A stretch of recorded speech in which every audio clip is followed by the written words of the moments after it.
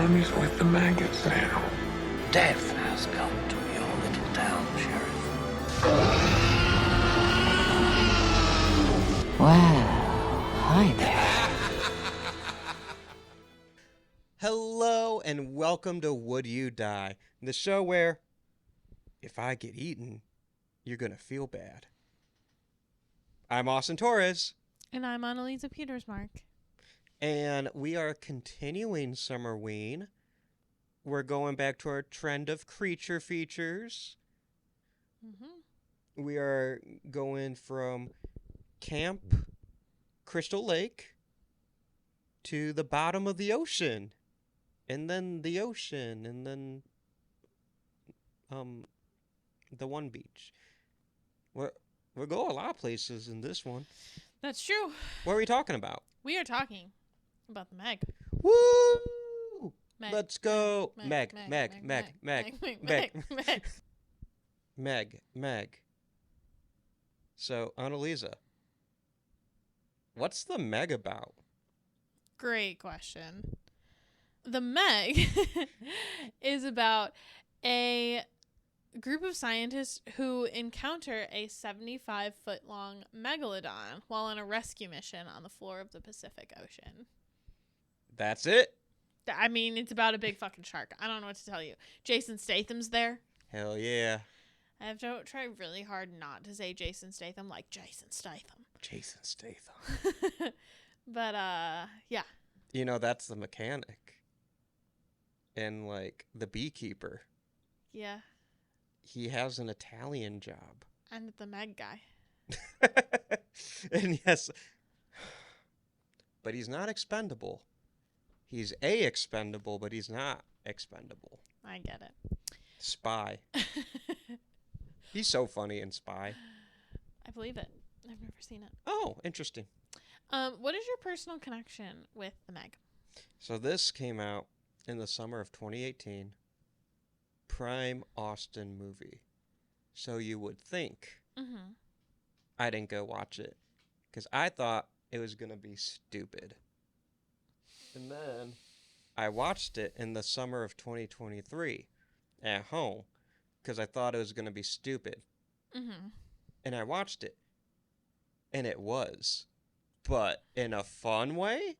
I don't know. I just really liked it and now I love it. But yeah, I just missed it because I thought it was going to be bad stupid. And it turned out to be good stupid. Fair. Like, I really vibed with it. And yeah, and my mom loves it. Shout out friend of the show, my mom. Shout out friend of the show, my mom. How about you? What's your personal connection with this movie? My personal connection with this movie is that I saw it for the first time today. Hell yeah. And yeah, that's pretty much it. Does Jeremy have a personal connection? Watched it today. Yeah. That'll do it. It's the Meg. It's the Meg. So, yeah. I feel like our personal connections for last week's episode was so much more involved, and then this one's like, the Meg. Yeah. Yeah, it's the Meg. That's it. No, that's our episode, guys. No, I'm just kidding. So let's talk about kind of the historical context. There's a lot of historical context here, actually, because this is based on a novel. It's based on Meg by Steve Alton, which is a 1997 sci-fi horror, and the first in a series of Meg novels. That's crazy. Yes. Disney actually acquired the rights to the novel before the novel was published. Whoa. Yeah, in 1996.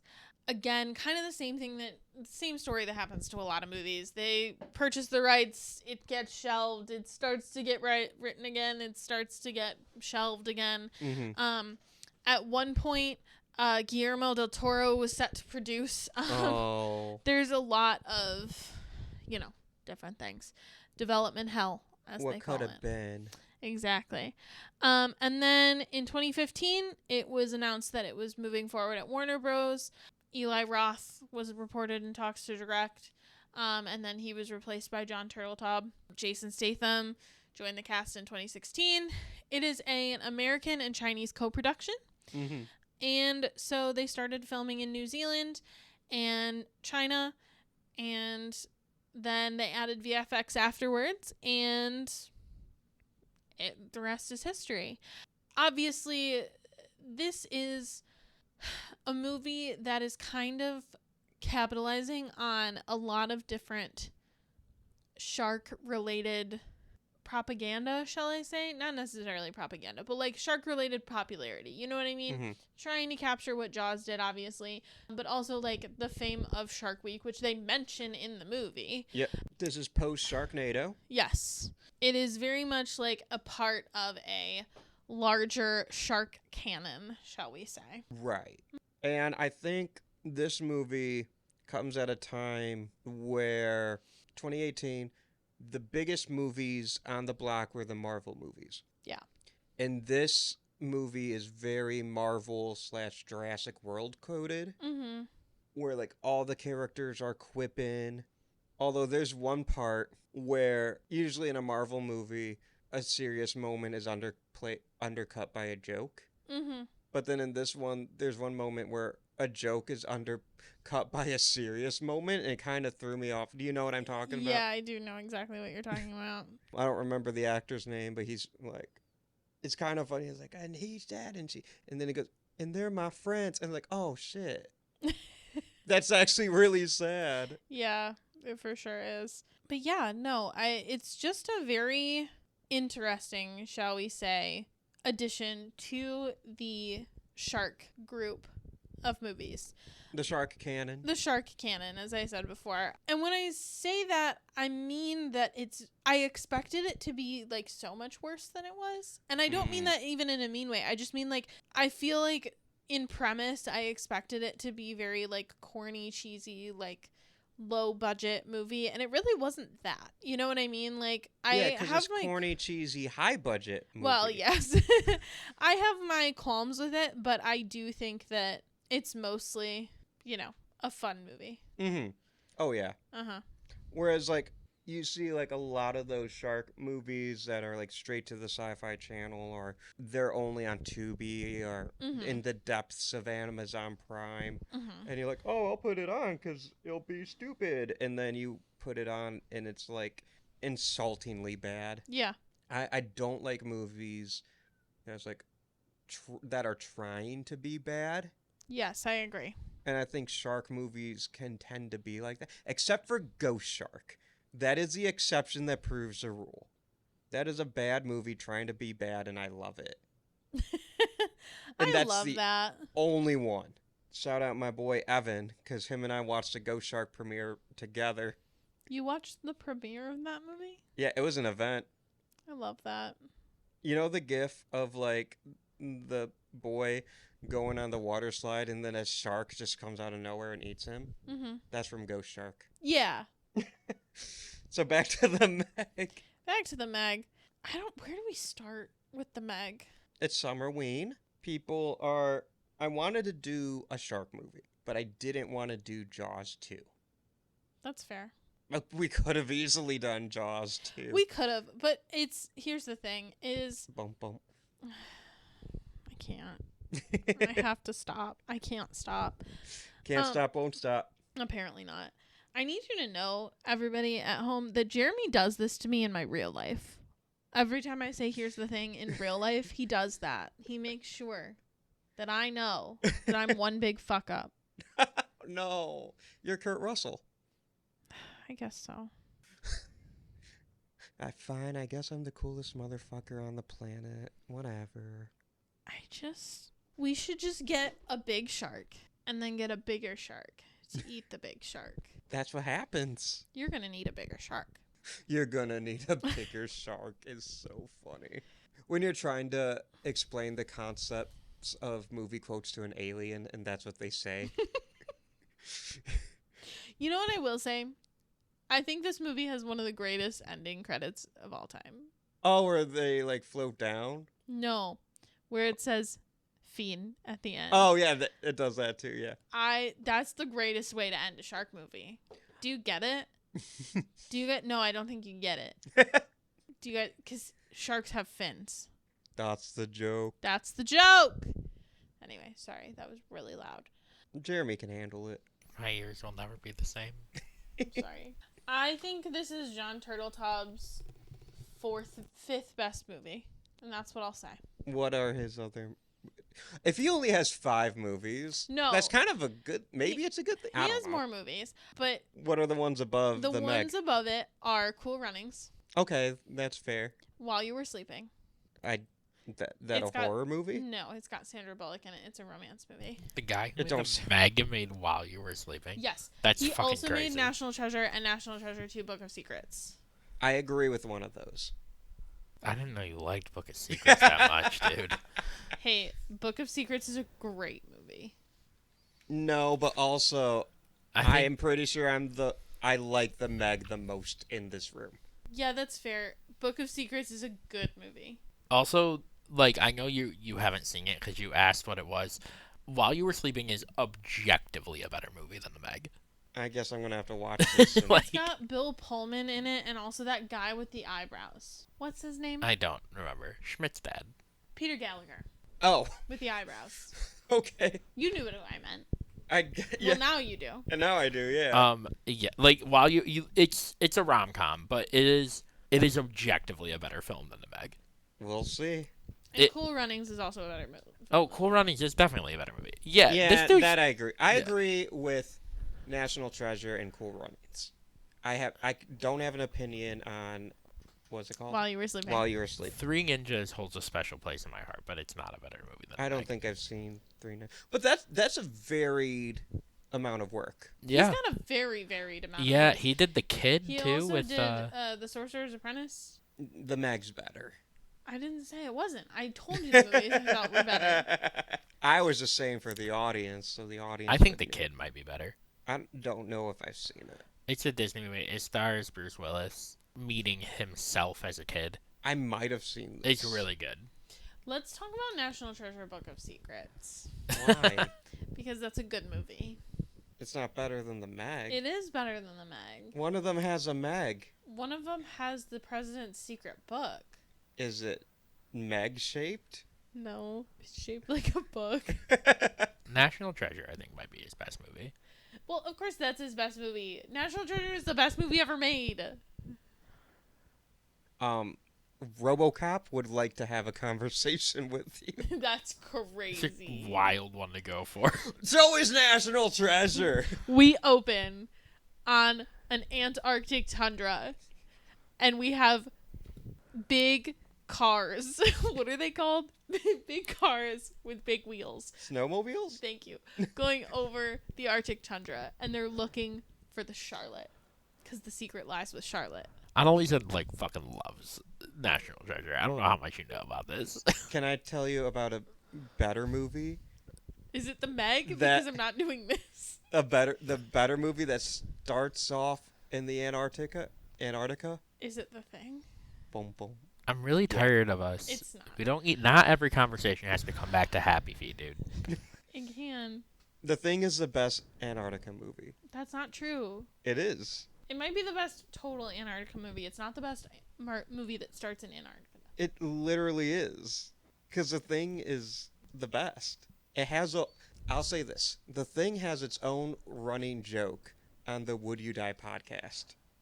We've never covered National Treasure, in fairness. We also have a Harry Styles / Don't Worry Darling running joke, and we didn't cover that on the doesn't mean podcast that's a either. good movie, Austin. We also have a Madam Web running joke. Definitely got a good movie. Her web connects us all. I don't need this right now. Anyways, back to the Meg. Yeah. It's not Jason Statham's best movie, No, probably not. but it's Jason Statham was as good in this movie as he's been in any movie. I like Jason Statham. That's not an insult. He just does kind of the same thing in every movie. but he does it so well. Yeah, no, he does. He doesn't like there's a movie coming out. I forget what it's I called. I but guess- it's Die Hard on a Ship. Yeah, I don't know, but It's coming out in August, I think. I forget what it's called, but I'm sad. I I think what I mean by that is I agree with you that it's not Jason Statham's best movie, but it has nothing to do with him or his performance in it. No, because he's great. Because he's the same as he always is, Yeah. which is good. Yeah. You know what I mean? Like, Can I be honest? I don't know if I've ever seen another Jason Statham movie. Have you seen Hobbs and Shaw? No. Have you... Nope, that's not true. I've seen Romeo and Juliet, and he played Tybalt. oh yeah. Oh. Romeo and Juliet, and he played Tybalt. Tybalt doesn't have a gnome name? No, most of the other I characters guess neither don't. does Juliet. It's just Romeo, It's just really. Romeo. He's in Crank. That's a crazy one. That's a crazy one. Snatch, I think, is probably one of his, like, most critically acclaimed. Hobbs and Shaw is really good, actually. That's a spin-off of Yeah. the Fast and Furious franchise.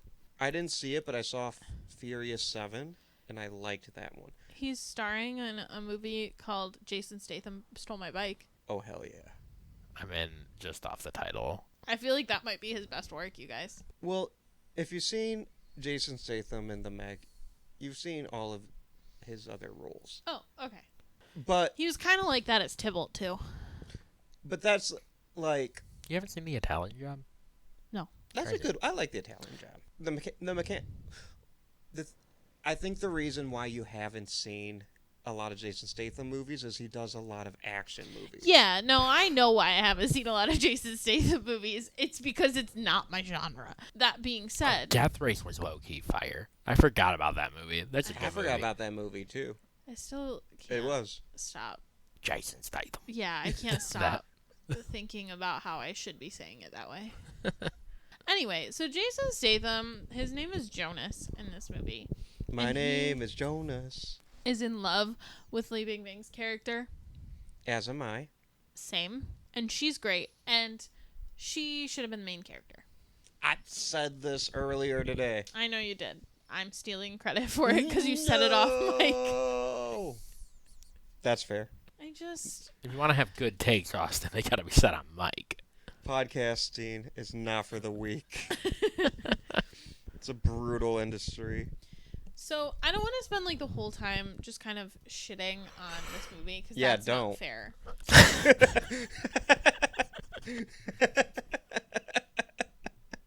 This has been the Would You Die podcast. I'm sorry, but I killed Jeremy. That's fine. Keep going. We can shit on the Meg. Let's go. All I was going to say was that this movie ended 3 different times.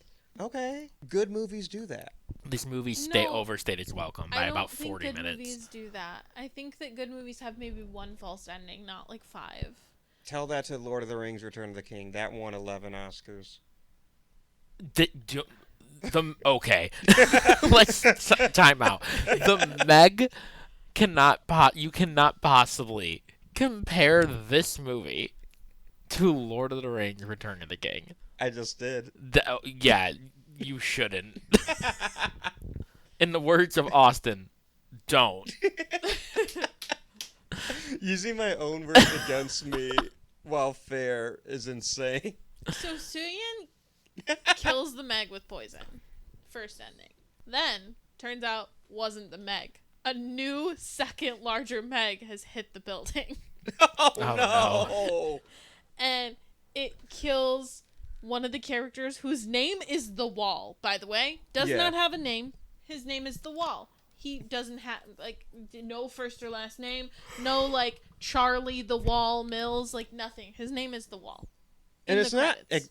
It's not, like, acknowledged why it is. It's just No. the wall. He's The Wall. That's something I like about this movie is, like... It just doesn't do any explaining. Yeah, there's just lore, and you're either with it or you're not. That's fair. But yeah, so that Meg eats the Wall and also the smaller Meg.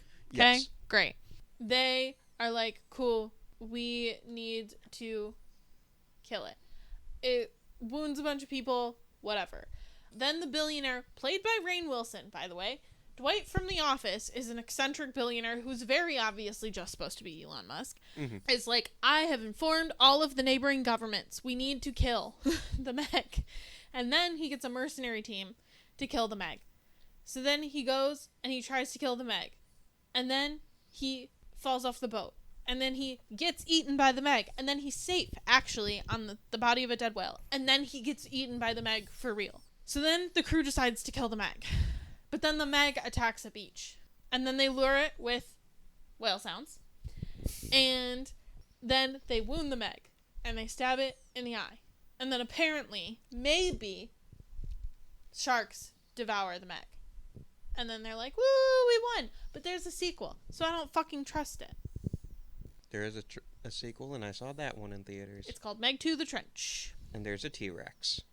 And that's not a spoiler, because he's in the trailer in the first, 5 minutes of the movie. I'm confused. What? Is this just the spiritual successor to Jurassic Park, and that's why you like it? No. Is it because it's successor to fucking Godzilla? It's a spiritual successor to Godzilla, Jaws, and Jurassic Park. Well, it's a flashback to the Meg and Meg times. Oh, because the Meg times were dinosaur times. Yeah. Right. Yeah. So that's what. I do know what a Megalodon is. Do Meg you? times. Meg times. So that's why there's a T-Rex. Yeah.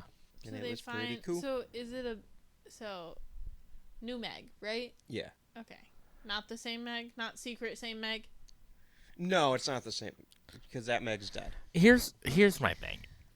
Boom, boom. No, you didn't say the fuck. Sorry, here's the thing. Boom, boom. I avoided this movie when it came out because I said, that movie is going to theaters because Jason Statham is in it. But it looks like and has the vibes of a sci-fi original film. This is true. And then I watched the movie today. And for the first 20 minutes, I said, yep, nailed it. This is a sci-fi original film with Jason Statham. Yeah.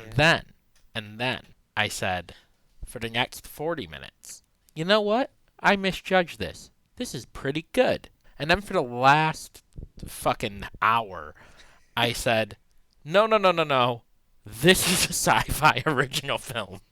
But with money. This movie catfished me for 40 minutes. Yeah. I can't do this. Anyway, this movie's fucking ridiculous, is my point. Yeah. That's why we like it. And we don't care, who knows?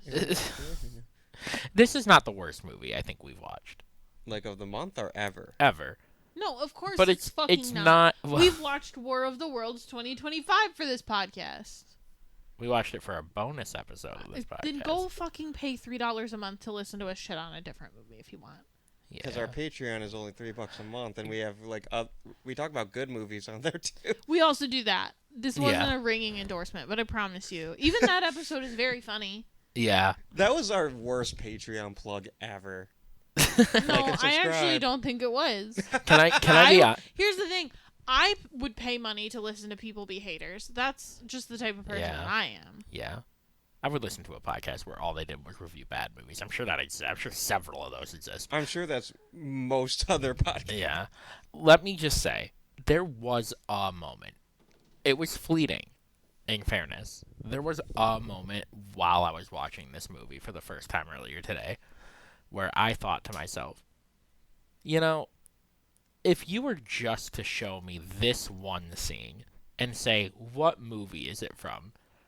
I wouldn't not guess 2025 War of the Worlds. Ouch. Which one? It's one of the ones where they're just in a control room yelling. That's fair. But that's a lot of movies. There's a lot of movies with control. Some of the lines in this movie are delivered poorly. And it's not any individual's fault. I have a lot of thoughts. Let's hear But none of them are good. Oh. Why do you guys hate culture? I don't hate culture. I didn't even really hate this movie.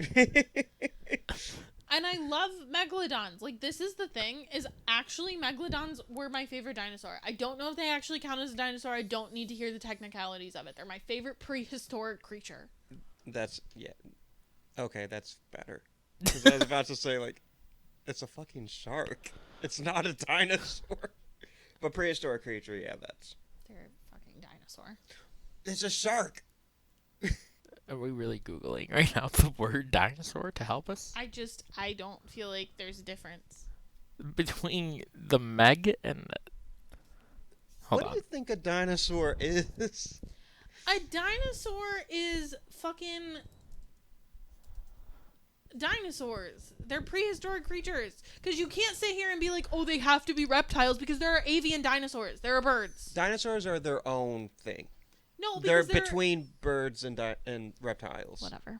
It But is there are- not. Megalodon It is is a not. shark. It is not a dinosaur, and also did not it technically exist during the prehistoric era. I'm gonna freak fucking out. It actually lived in oceans millions of years after dinosaurs went extinct. Okay, whatever. My point is I like megalodons. Yeah. What?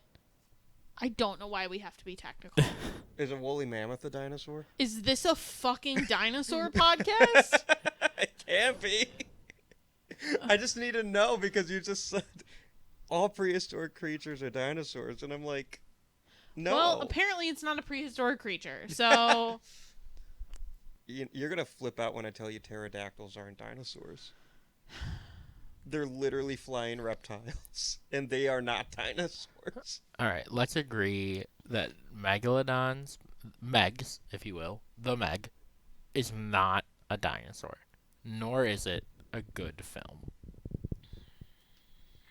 What the fuck? I don't even know I thought- what we're doing here. I thought you were going to say, like, can we all agree that megalodons are cool? They are cool. We And can I was agree gonna on that. Say, yeah. Yeah, let's 'cause all they agree on are. that. Megalodons are cool. They're so cool. What's the other thing that was in the fucking ocean that was really big and ate things? The giant squid? No. Well, Oh, you those are- mean in real life? I thought you meant in this movie. Do you think giant squids are fake? We have to go back to this. Hang on. I didn't know if you're talking about, like, real or, like, No, the creatures I'm in this talking about movie. Another thing. Like, It's another prehistoric thing that from Jurassic World? it was in Jurassic World. Yes. Mosasaurus. Thank you. Was that real? Yeah. Okay, thank you. I like those too. Mhm. Is that a fucking dinosaur? No, Okay. it's a aquatic reptile. Okay. So dinosaurs can't be aquatic? They can be semi-aquatic, Okay. like Spinosaurus was. Okay. But, like, if you do... Is this what an alligator is related to as a mosasaurus? And/or a crocodile? Maybe?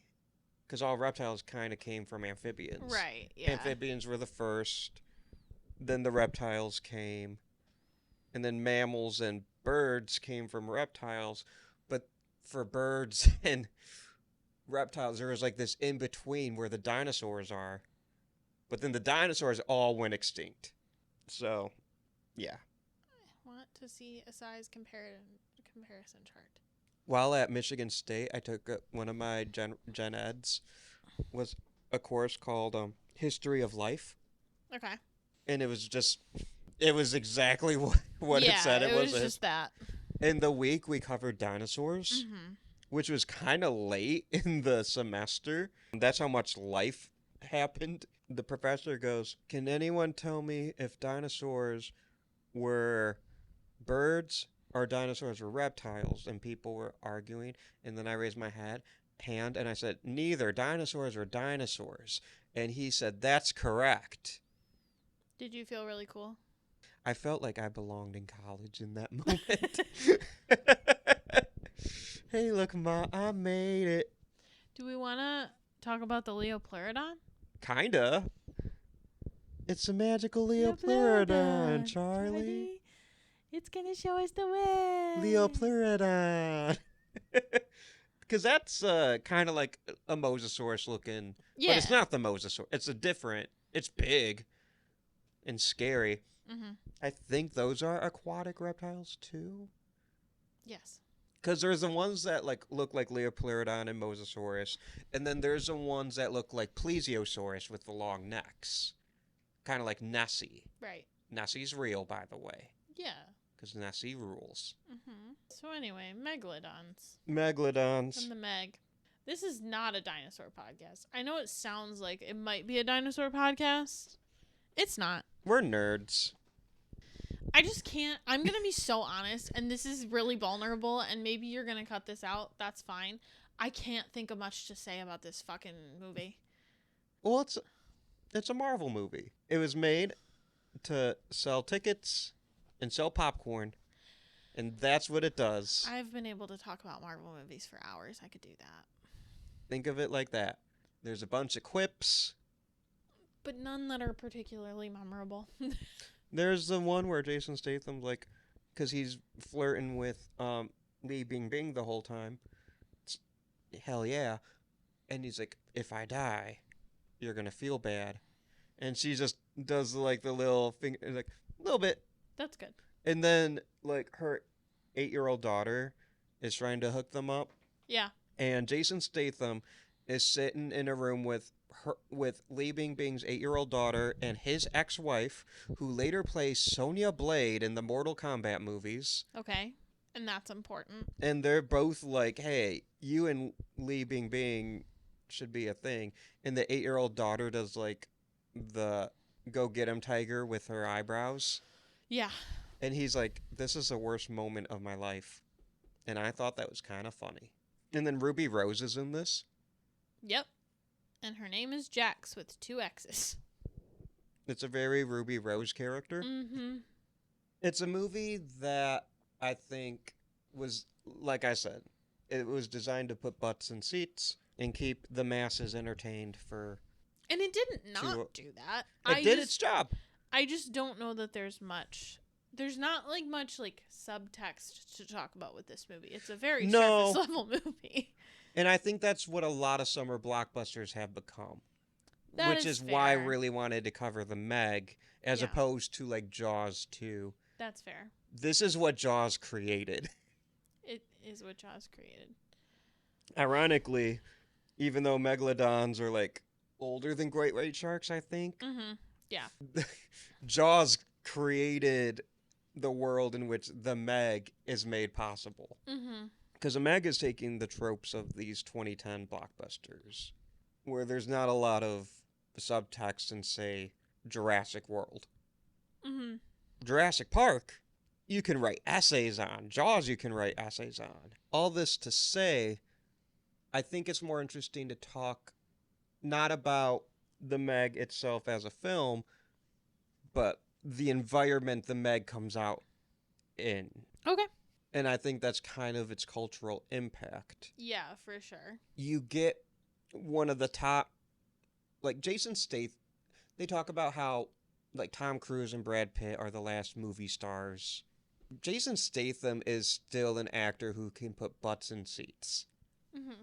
Maybe not on the level of a Tom Cruise, but there's not that many actors who it's like, oh, you want to go see the new... I'm trying to think of one, but I don't want to sound like I'm picking on anybody. Mm-hmm. So I'm going to say... So, like, Jack Quaid. Mm-hmm. I love that actor, so I'm not picking on him. I think he's great. Yeah. No one's like, I want to go see the new Jack Quaid movie. Mm-hmm. They say, I want to go see Companion that has Jack Quaid. Yeah. Or Novocaine that has Jack Quaid. Mm-hmm. I don't know what any of the titles of the Jason Statham movies are. Yeah. But they're all like The Beekeeper, The Mechanic, Mm-hmm. The Brutalist. The Transporter. There's Yeah, like 4 of those. Transporter. Actually, The Brutalist is not a Jason Statham movie. The Brutalist is not even close to a Jason Statham. Can you imagine, though? I can't. Yeah, I mean, like, I'm just thinking about, like, all of the movies, because we've talked about it. There are so many movies that, especially in the shark attack genre, that are trying so hard to be bad. And this one's trying to be good. Yeah. Which I put it above so many other shark movies. Yeah, well, and that's the thing, is I feel like there's a difference between, like, parody, because that's different. That's a different genre. That's not what I'm talking about. I'm talking about these movies that are, like, pretending that they're sincere, but they're not. I mean, they're not sincere. Like, I'm sorry, you're never going to convince me that Sharkensaw Women's Prison Massacre is supposed to be a sincere movie. Thank you, though. That's an insane title. Or The Amityville Shark. Or Sharkenstein. Right. Right. The Snow Monster versus Ice Shark. Yeah. Sharktopus versus Megacro... Like... Robo Shark. Actually, that one is kind of... No, I'm kidding. I I was like, that's crazy. There's Cocaine Shark. makes sense. But yeah, so it's like the Meg... Yes, there's a lot of money behind it, and that's part of the reason. But the Meg is actually a sincere film. Yeah. It's trying to be fun. Mm-hmm. And not... It's dumb, but I don't think it's insult the audience dumb. Yeah, I agree. It's a big budget 90s creature feature. Mm-hmm. So that's probably why I love it. Well, and it's hard, right? Because there are things in premise that I really do enjoy about it. But I think, like I said, there's not really, like, much substance to it. And I think that's okay. I don't think every movie has to be, you know, like, companion or, you know, I don't think every movie has to have... we've talked about this in the early days of, like, this iteration of the podcast. Not everything has to be elevated horror, right? Right. And so I think, like, yeah, it's okay that it was just kind of like a fun movie that we all saw. And this one is trying to be a four quadrant movie. Mm-hmm. Like, it's trying to sell as many tickets as possible. Horror is not usually a genre that's trying to appeal for the four quadrants. Yeah. So I've mentioned, like, Marvel, obviously, but, like, Jurassic World, these movies have their horror elements. This is on the lesser side of the horror spectrum. Mm-hmm. Like, this is closer to Teen Wolf for us than it is, like, Evil Dead Rise on movies we covered. Jaws is far more horror than this one. Yeah. But, yeah, I think it kind of... I don't think it popularized the shark genre, but it's making sure the shark genre is alive. Mm-hmm. And how... If they make a third one, I'm sad. Yeah, that's fair. We all have our guilty pleasures. Not me, though. I have no guilt about this pleasure. I will say something that I kind of want to mention that I feel like we didn't mention in the Jaws episode because there was so much to talk about with the Jaws episode, but I'm going to get on my soapbox and talk about, like, the ramifications of shark movies and everything. Because there are documented public psychology ramifications known as the Jaws effect. After 1975, shark trophy hunting became a huge thing. The author of the book, Peter Benchley, spent the remainder of his life as an ocean conservationist because of this. Right. It's perpetuated this rogue shark myth, not necessarily Jaws in and of itself, but like the Meg and movies like this where it's a solo shark acting alone. That's not how sharks work. They don't hold grudges. They aren't looking for you. And that's not what Jaws of Revenge told me. Well, yeah. This time, it's personal. Right. Sorry, continue. But there is, like, it's to the point where they have a genre of film called sharksploitation films. Yeah. There's a really cool documentary, I believe, on Shudder that you should check out one day. Is it sharksploitation? Yeah. Yeah. Yeah. I've heard of it. I haven't seen it. But yeah, I think it's perfectly, like, okay and not morally reprehensible to, like, watch these movies and enjoy these movies. I love Jaws. That being said, I think it's really important to, like, critically think about the things that you're consuming. I think it's very silly that we as a society can't separate fact from fiction when it comes to things like nature. We know that going to a summer camp is not going to generally result in everybody getting fucking killed. But we don't know that, like, going into the ocean is not going to get you automatically taken out by a shark.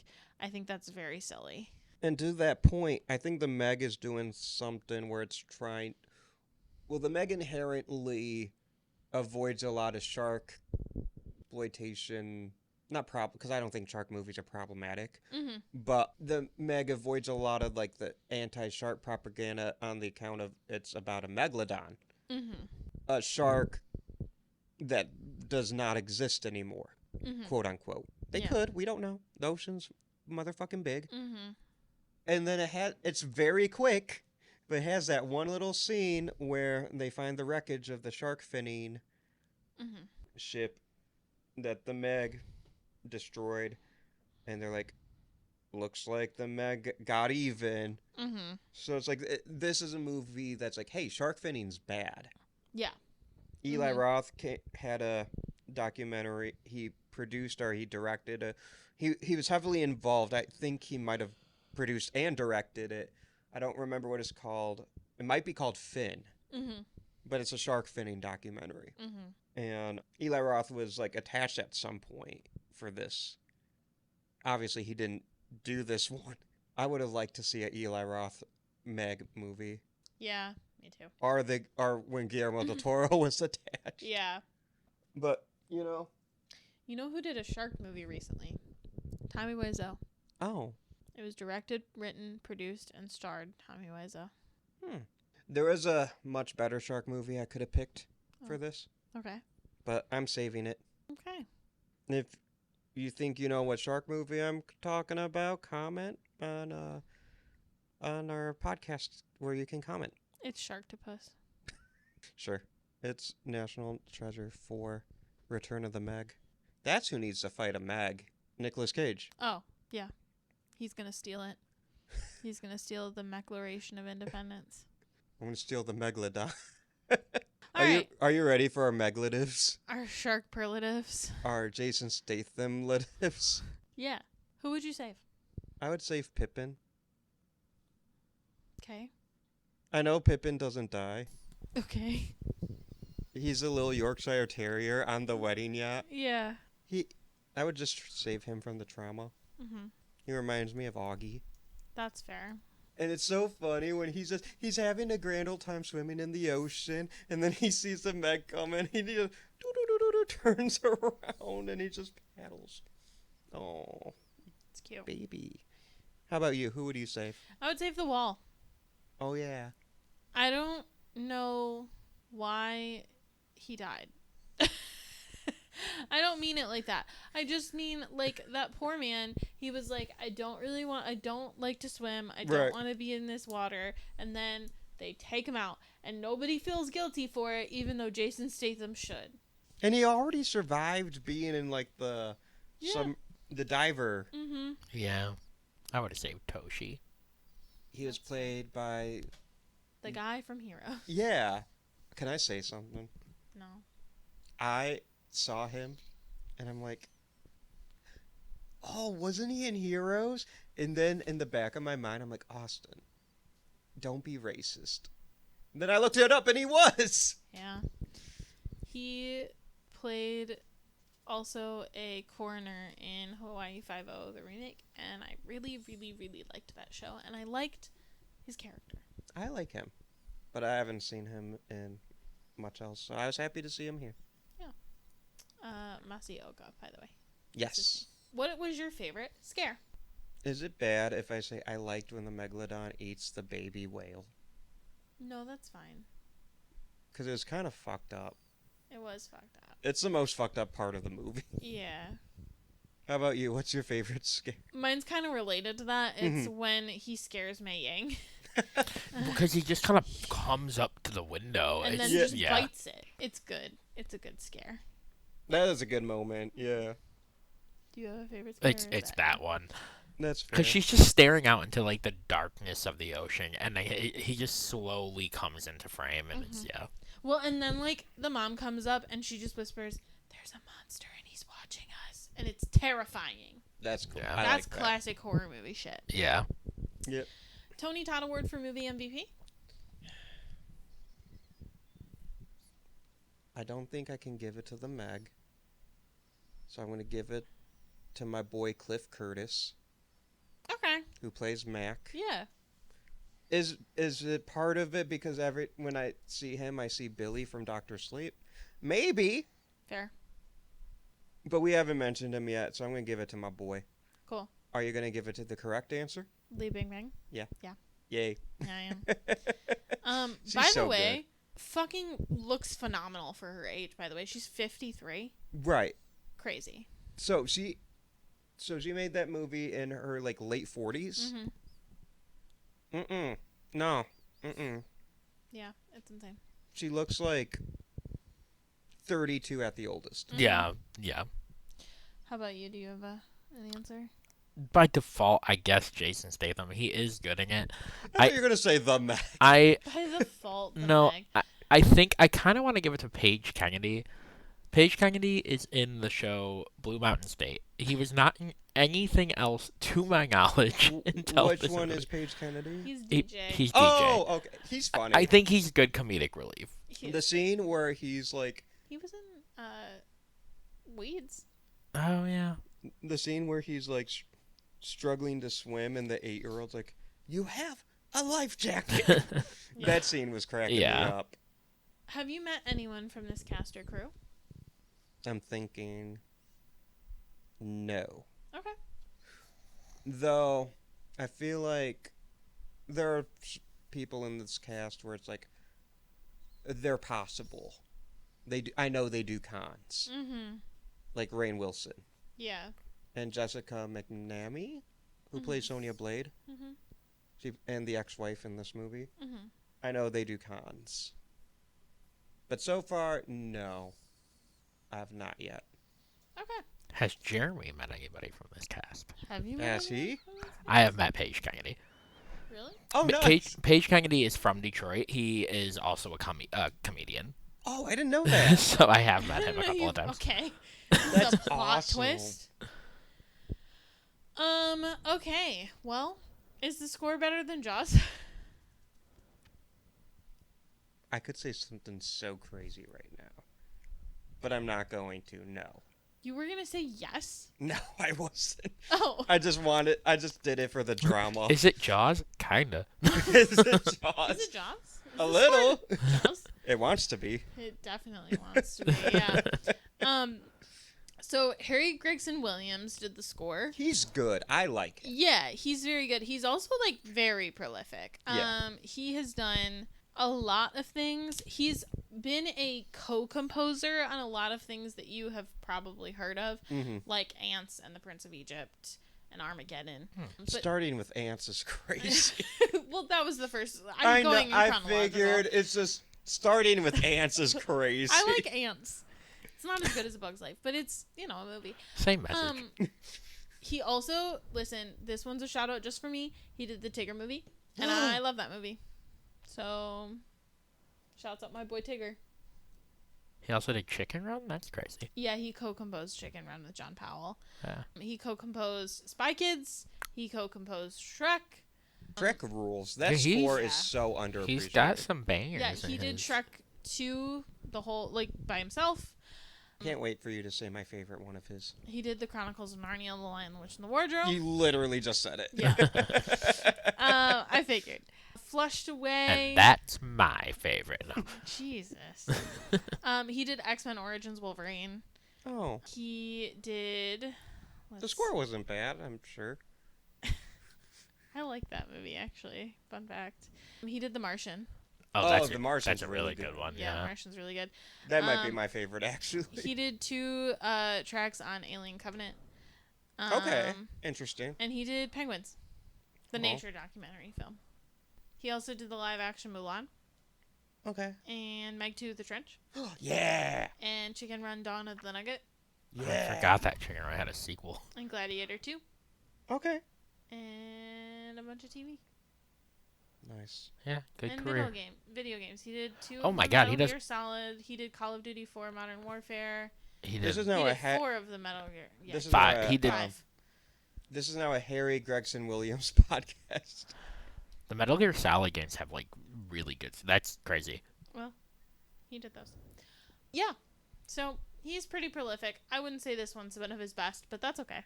It's one of his only horror or horror adjacent. That's true, but he's done a lot of Ones. action, which is Yeah. But for terms of our podcast, yeah. I don't know if we'll say his name again. So shout out, Yeah. one of the best in the biz. Do you own this movie? Is this a fine addition to your collection? I have this on 4K Steelbook. Wild. I also have the Meg 2 The Trench on 4K Steelbook. I love that for you. I have the entire collection, On 4K Steelbook. both movies. Yep. Would you own this? No.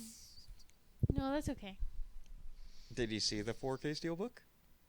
No, but now I'm going to go look at it and probably be influenced. First, I have to talk about Sharkenstein, though, because this Why? premise, because it's up, and this premise is, like, crazy.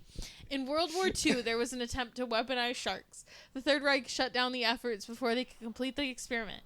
Now, more than half a century later, in the small ocean town, citizens are terrorized by a mysterious and bloodthirsty creature, one that seems to be a monster created by different parts of the most fierce sharks to have ever lived. Dr. Klaus attempts to create the ultimate killing machine by using human organs and body parts.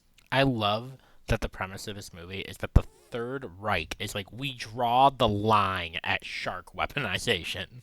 So that's the premise. And then the synopsis just says, 3 friends travel to Catsman Cove for a boating trip, only to find the town terrorized by an abominable Nazi super shark. Nazi shark. My God. Uber shark. Okay. Oh. What was I looking The Meg Steelbook. 4K up? Steelbook. Right. Sorry, guys. It ain't Frankenshark, I guess. I just needed to get that off my chest. Oh, it is very pretty. Yeah. And it's big. That's why I got it. Oh, no.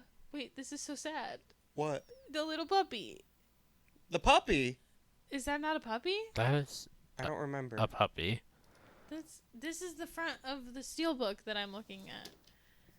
That is the puppy. I don't think I noticed him. That's crazy. Because that's a puppy. That's a baby. That's the star of the movie. He's like my favorite part. Yo.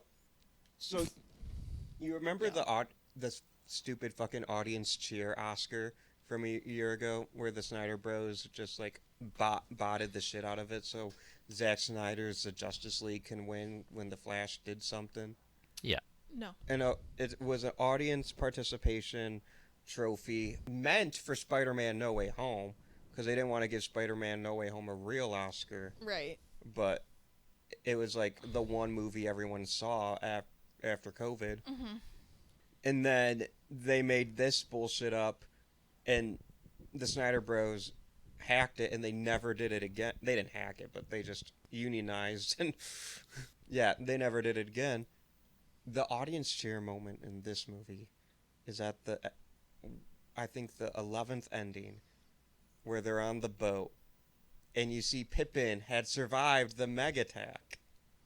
I was in my living room. I was hooting. I was hollering. I did a backflip. Happy tears were shed. Beautiful. I love that. And I think Pippin's in the sequel. I love that. I hope so. For an additional 10 seconds. I'll watch the sequel for 10 seconds of Pippin. I think I remember that. I only saw that movie once. Before we do our Letterboxd reviews, I have a couple that I would like to read. Let's do it. So Silent Dawn said, I love the shark. She's beautiful. I will name her Megan with an H and find her a water planet where she can swim eternally and happily and no one can hurt her. She will have periodic food breaks where I teleport people I vehemently despise into the depths of the water with nothing but a life preserver and a copy of Jaws in their hands as a sacrificial totem. Megan will be pleased as she gobbles. Wow. Any more?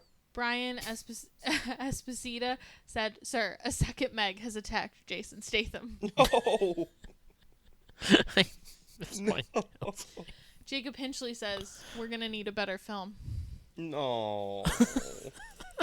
Peter Griffin, Jason Statham, handshake. Shut up, Meg. Any more? I'm looking. I'm sure there's more. I can do a couple. Go ahead. Cindy Volpe said, if this is trash, call me a fucking raccoon. I follow her, and I saw that, and that is so fucking funny. It's so real, too. Molly says, I liked how often people fell out of the boat.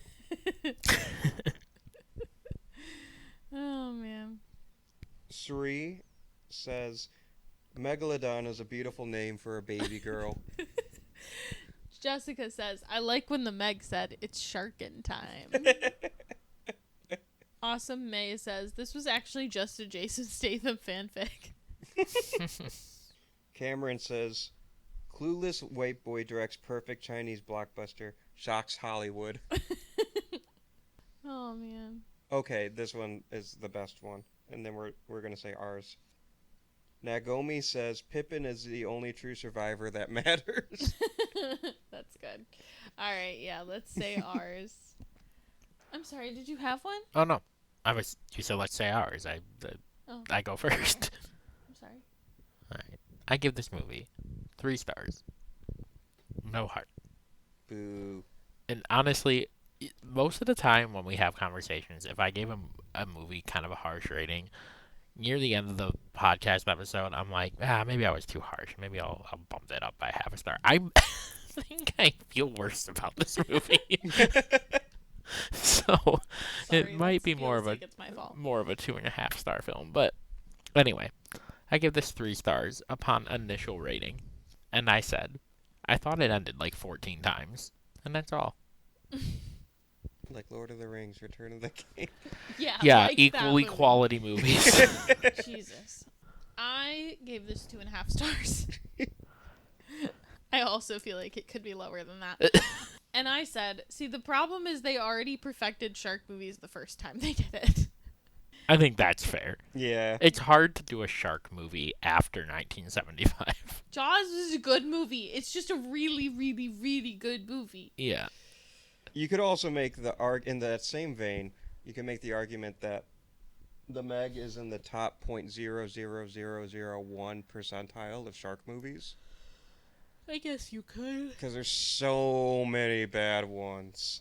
Godzilla. What? I don't know. I'm sorry. Godzilla's not a shark. I saw a thing, and then I realized that, God, we should watch Lake Placid. Anyway. Fucking love Lake Placid. Me too. Go ahead. Since I'm the only one with taste, I gave this 4 stars and a heart. My God. And I said... We're gonna need a better host. Whoa. So Jeremy's fucking fired. God damn. Burn. If you ever want to produce for a podcast, we have an opening. I'll pay you in the love I used to give Jeremy. Anyways, my fucking review. I'm a little fucking mad now. PO'd. About to feed Jeremy to the Meg. Oh, man. Okay. My review is, there's always a bigger fish. That's a good one. I fucking know. Thank you, Anneliese. All right. There are no Supernatural alumni in this. So Jason Statham was never in a no Supernatural episode. So I need to know, on the scale of 1 to 10, how hot is this cast? 9.5. Oh, we said that at the same time. Yeah, I would say 9. Yeah. I would give this one a 10. And here's the thing. I love Rainn Wilson because I love The Office. But I love him less recently. Sure. That's fair. And so I bump him down a half. Not as hot as he used to be as Dwight. Exactly. Okay. That's fair. I mean, Lee Bingbing and Jason Statham Jason Statham's as the leads, so ripped. they nail it. Jason Statham's the only hot bald man. Homer Simpson would like to have a conversation. That's fine. He could talk all he wants. Dope. Austin, would you die? No. And I'll tell you why. The Meg would see me and recognize me as a friend. Anneliese, would you die?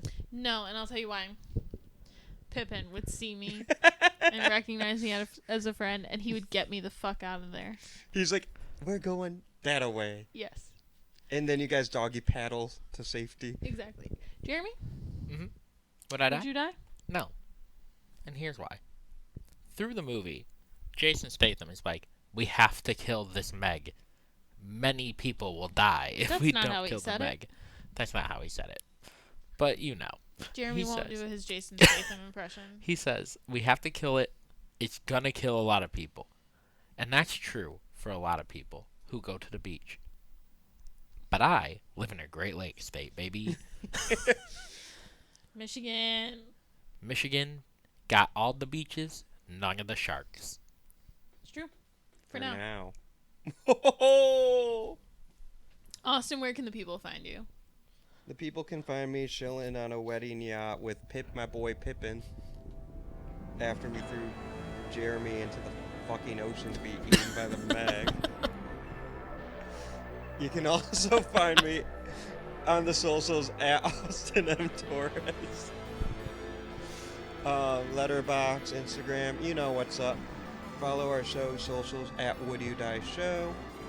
You can subscribe to us on YouTube, or in addition to the podcast, you can find my short films like Ice Cream, Spider, The Blood Witch, and the trailer for my upcoming short film Dietary Restrictions. Subscribe to our Patreon. For only $3 a month, you get a monthly bonus episode, the bi-monthly Godzilla Project, and a lot more stuff. It's a really great deal, and it helps us continue our funding for the Megalodon Research Project as well. Anneliese, where can the people find you?